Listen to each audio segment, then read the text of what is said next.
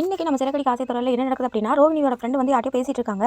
அது வந்து யார் அப்படின்னா, ரோகிணியோட ரிலேட்டிவ்னு சொல்லிட்டு வந்தா அவங்ககிட்ட பேசிகிட்டு இருக்காங்க. அந்த கறிக்கடைக்காரர்கிட்ட அவர் வந்து என்ன சொல்லிட்டு இருக்காரு அப்படின்னா, வந்து கறி வந்து கொண்டு வந்த பாப்பா, இப்போ வந்து இளம் ஆட்டுக்கறியாக வந்து வெட்டினேன். அதான் உன் நினப்பு வந்தது, உன்னையும் பார்த்து ரொம்ப நாள் ஆச்சுல்ல, அதான் வந்தேன் கொடுக்கலாம்னு அப்படிங்கிற மாதிரி சொல்கிறாரு. உடனே ரோகிணி ஃப்ரெண்டு வந்துட்டு, இப்போ எதுக்குலாம் வந்த, என்னையும் சேர்த்து நீ மாட்ட வச்சிருவியாட்டிருக்கே அப்படிங்கிற மாதிரி சொல்கிறாங்க. இல்லை பாப்பா, ஒரு டம்ளர் டீயாவது கொடுக்கலாம்ல, நான் வந்து வெயில் எத்தனை இதில் வந்திருக்கிறேன், ஒரு மோராவது கொடுக்கலாம்ல அப்படின்னு சொல்கிறாரு. உடனே வந்து ரோகிணி ஃப்ரெண்டு வந்துட்டு, அதெல்லாம் இல்லை, நீ இப்போ போகலினா உனக்கு பட சான்ஸ் எதுவுமே கிடைக்காது அப்படிங்கிற மாதிரி சொல்கிறாங்க. உடனே அவர் வந்துட்டு, நம்ம வந்து தனுஷ் வந்து இப்போ மணிரத்னம் இயக்கத்தில் வந்து நடிச்சிட்டு இருக்காராமா, அவர் என்னையவே பீட் பண்ணிட்டாரு, என்னோட கேரக்டர்லாம் அவர் கொடுத்துட மாட்டீங்கல்ல அப்படிங்கிற மாதிரிலாம் கேட்குறாரு. உடனே ரோகிணி ஃப்ரெண்ட் வந்துட்டு, அதெல்லாம் எதுவும் இல்லை, நீ முதல்ல கிளம்பு அப்படின்ட்டு கிளப்பி விட்டு வராங்க. அதுக்கப்புறம் மீனா வந்து எங்கேயோ கேட்ட கொள்ளாட்டு இருக்கு அப்படின்னு யோசிச்சுட்டே வெளியே வராங்க. வெளியே வரும்போது ரோகிணி ஃப்ரெண்ட் வந்துட்டு, வாங்க மீனா, எங்கே அதுக்குள்ளே கிளம்பிட்டீங்க, நான் இன்னும் தான் ஒழுங்காக பூக்கட்ட பழகல, வாங்க உங்களுக்காக தான் கறி வாங்கிட்டு வந்திருக்கிறேன், கொஞ்சம் அதிகமாகவே வாங்கி வந்திருக்கேன் செய்யலாம் அப்படின்ட்டு அவர் தான் வந்து தந்துட்டு போனார் கறிக்கடைக்காரர் அப்படிங்கிற மாதிரி சொல்கிறாங்க. உடனே மீனா இருந்துட்டு, இந்த குரலை நாங்கள் எங்கேயோ கேட்டிருக்கேன், எங்கள் வீட்டுக்கு கூட இது வந்திருக்கிறாருன்னு நான் நினைக்கிறேன் அப்படிங்கிற மாதிரி சொல்கிறாங்க. உடனே ரோகிணி ஃப்ரெண்ட் வந்துட்டு, இவரெல்லாம் எங்கேயும் வந்திருக்க மாட்டார், இவர் வந்து எங்கள் தெரு வந்து கறி கடைக்காரரு, அதனால் இவரை வந்து நீங்கள் எங்கேயுமே கேட்டிருக்க முடியாது ஒரு வாய்ஸை, அந்த மாதிரி ரொம்ப இதாக இருக்கும் அப்படிங்கிற மாதிரி சொல்லி சமாளிக்கிறாங்க. அம்மா கொஞ்ச நேரம் இருங்க மீனா, நான் தான் இன்னும் ஒழுங்காக கட்டி முடிக்கலையே, கட்டி பழகல, அது வரைக்கும் இருங்க அப்படிங்கிறாங்க. உடனே மீனா வந்துட்டு, நான் தான் ரிலேட்டிவ் வந்திருக்காங்கன்னு சொன்னாலுங்க, நான் போகணும் அப்படிங்கிற மாதிரி சொல்கிறாங்க. நான் சொல்கிறதே கேட்காம ரோகிணி ஃப்ரெண்டு வந்து வாங்க மீனா அப்படின்ட்டு உள்ளே கூட்டிகிட்டு போயிடறாங்க. அதுக்கப்புறமா வந்து ரோகிணி வந்து பேசிகிட்டு இருக்காங்க கிறிஸ் கிட்ட. கிறிஸ் வந்து கேட்குறான், நீ தான் ஏம்மா நீ ஏன் இவ்வளோ நாள் சொல்லலை, நீ வந்து சொல்லியிருந்தீங்கன்னா எனக்கு எவ்வளோ சந்தோஷமாக இருந்திருக்கும், நான் ஏதாவது தப்பு பண்ணிட்டேனா நான் வேணா சாரி கேட்டுக்கிறேன், நீங்கள் வந்து எங்கள் அம்மான்னு வந்து எல்லாத்தையும் வந்து சொல்லுங்கள் ஸ்கூலில் அப்படிங்கிற மாதிரிலாம் சொல்கிறாரு. உடனே வந்து ரோகிணி இருந்துட்டு, இல்லை கிறிஸ் அந்த மாதிரிலாம் டக்குன்னு சொல்ல முடியாது, வேறு நம்ம வீட்டில் வந்து நிறைய பிரச்சனை, பெரியவங்கனால தான் பிரச்சனை, பெரியவங்க செஞ்ச தப்புக்கு தான் நீ தண்டனை அனுபவிச்சுட்டு இருக்க, இது வந்து கண்டிப்பாக எல்லாம் ஒரு நாள் மாறும், அதுக்குன்னு ஒரு டைம் வரணும் அப்படிங்கிற மாதிரி சொல்கிறாங்க. உடனே கிறிஸ் இருந்துட்டு, இந்த மாதிரி ஸ்கூலில் வந்து ஒரு பையன் வந்து என் நோட்டெல்லாம் கிழிச்சு போடுறான், அம்மாட்ட போய் சொல்ல வேணா அப்படிங்கிற மாதிரி சொல்லி சிரிக்கிறான், அதுதான் எனக்கு ரொம்ப கஷ்டமாக இருக்குது, நீங்கள் வந்து சொல்லுங்கள், நீங்கள் தான் எங்கள் அம்மான்னு, அப்போ தான் வந்து எனக்கு சந்தோஷம் அப்படிங்கிற மாதிரி சொல்கிறான். உடனே ரோகிணி வந்துட்டு, இல்லை கிரேஸ் இந்த மாதிரி வந்து நீ சொல்கிற மாதிரி இப்போ வந்து என்னால் சொல்ல முடியாது, ஏன் அப்படின்னா நிறைய பிரச்சனை இருக்குது, அதை உங்கள்கிட்டையும் சொல்ல முடியாது, இப்போ வந்து உனக்கு அதை வந்து புரிஞ்சுக்கவும் முடியாது என்ன சொல்கிறாங்க. அப்புறமா இந்த மாதிரி வந்து நான் வந்து உங்கள் அம்மா அப்படின்னு யாருக்கிட்டையும் சொல்லவே கூடாது அப்படின்னு சொல்கிறாங்க. உடனே கிறிஸ் இருந்துட்டு, ஏன் இந்த மாதிரி சொல்கிறீங்க, நீங்கள் தானே என் அம்மா, நான் ஏன் சொல்லக்கூடாது அப்படின்னு கேட்குறான். உடனே வந்து ரோகிணி வந்து கோபப்படுறாங்க. உடனே அவங்க அம்மா இருந்துட்டு, இந்த மாதிரி எதுக்கு அதட்டுற, அவனே இப்போ தான் நீ அம்மான்னு தெரிஞ்சு ரொம்ப சந்தோஷமாக இருக்கான், உடனே இந்த மாதிரி அவனை ஏன் அதட்டிட்டு இருக்க அப்படிங்கிற மாதிரி கேட்குறாங்க.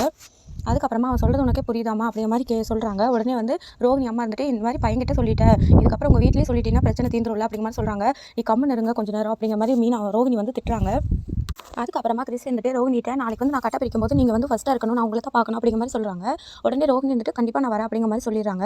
அதுக்கப்புறமா வந்து ரோகிணி அவங்க அம்மாட்ட வந்து, உடனே கிளம்புங்க நான் போகலாம் அப்படின்னு சொல்லவும், அவங்க அம்மா இருந்துட்டு, இந்த மாதிரி முத்து மீனா வந்ததுக்கப்புறம் சொல்லிட்டு கிளம்புறோம் அப்படின்னு சொல்கிறாங்க. உடனே ரோகிணி வந்து கோவப்படுறாங்க.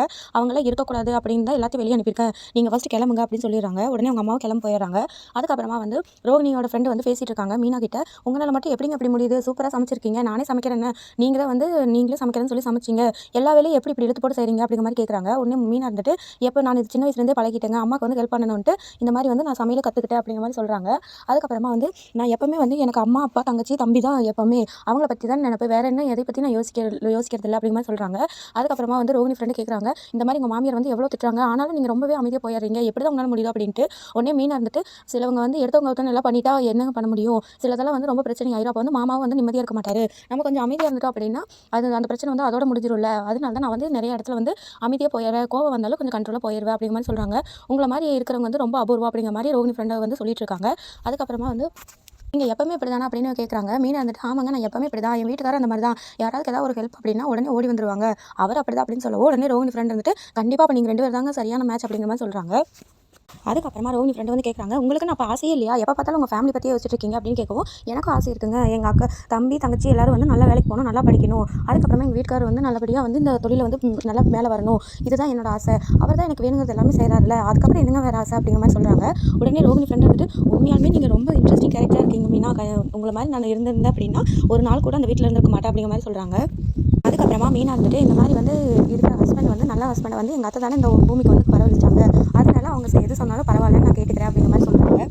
அதுதான் நான் அவங்க எது பண்ணியிருந்தாலும் மன்னிச்சிடுறேன் அப்படிங்கிற மாதிரி சொல்கிறாங்க. உடனே வந்து ரோகிணி ஃப்ரெண்ட் இருந்துட்டு, பரவாயில்ல மீனா, இதுக்கெல்லாம் கூட மன்னிப்பாங்க அப்படின்னு நீங்கள் சொல்லி தான் எனக்கு தெரிஞ்சுக்குது, ஆனால் வந்து இந்த மாதிரியெல்லாம் நான் கூட யோசிக்க மாட்டேன் அப்படிங்கிற மாதிரி சொல்கிறாங்க.